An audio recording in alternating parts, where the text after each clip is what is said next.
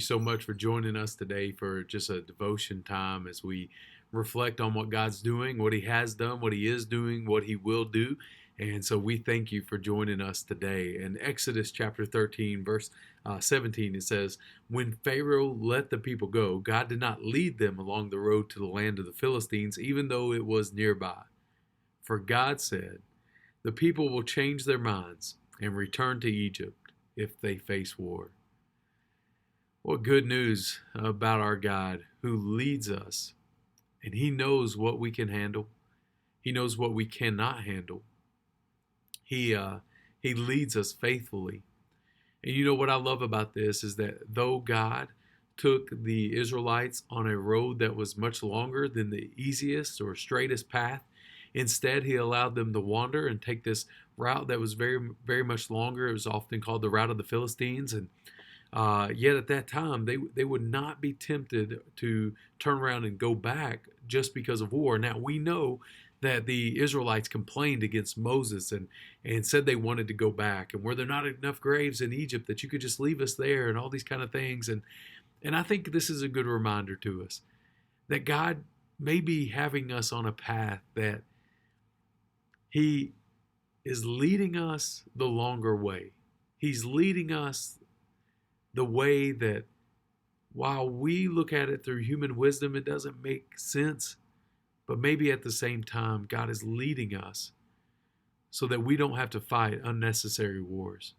So that God is leading us in such a way that He's protecting us in so many ways that we cannot see.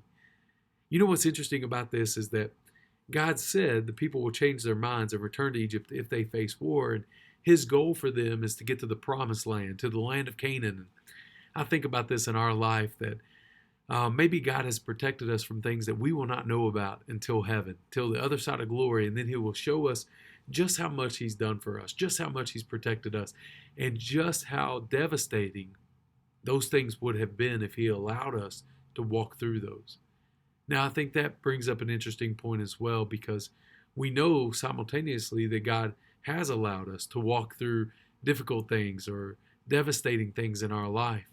But then we go back to the promises of Genesis 50:20, where it says, what you meant for evil, God used for good. Or Romans 8:28, that God uses all things for the good of those who love Him and called according to His purposes, for those who are in Christ Jesus. And so I think that in every situation, we just need to understand that God is our God. He's faithful, He's good, and He leads us faithfully because He knows what is best for us, even when we do not. I'm reminded I went snow skiing a few years ago. Calling that snow skiing is a little generous to me. Actually, I paid money to go fall down a mountain. My wife and a group from our church, we all went and we had a wonderful time. But seriously, my wife picked up on skiing really great.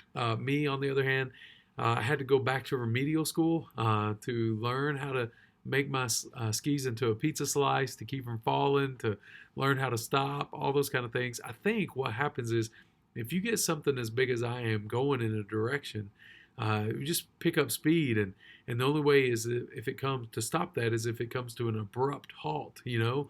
But our ski instructor, his name was Brian. And I remember the first time that I started skiing down a hill and I was able to stop myself and I started screaming, "Brian, Brian, hey Brian, hey Brian, Brian, Brian." And Brian was over trying to help another person on our team. And I thought, "Brian, like, what are you doing? You know, I'm probably the most dangerous team member. Why are you spending time with that other person, right?"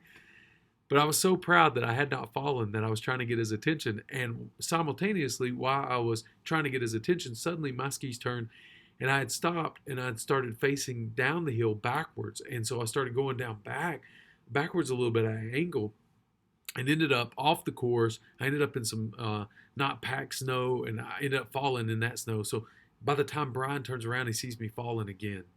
And I think sometimes it feels like in life that I fall more than I stay up.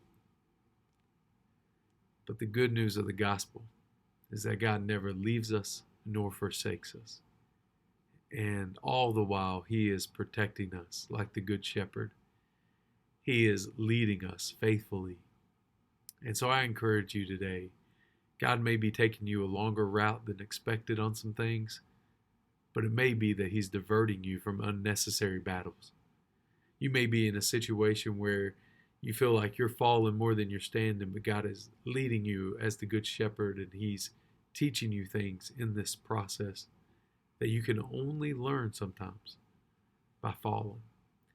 So I want to encourage you that God is a faithful guide.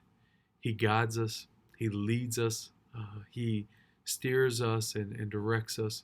If you look at Psalm 23, there's one example. If you look at Matthew 11, when He talks about us taking His yoke upon us, and because His yoke is easy, His burden is light, it's this picture that He is doing the work. He's guiding and leading.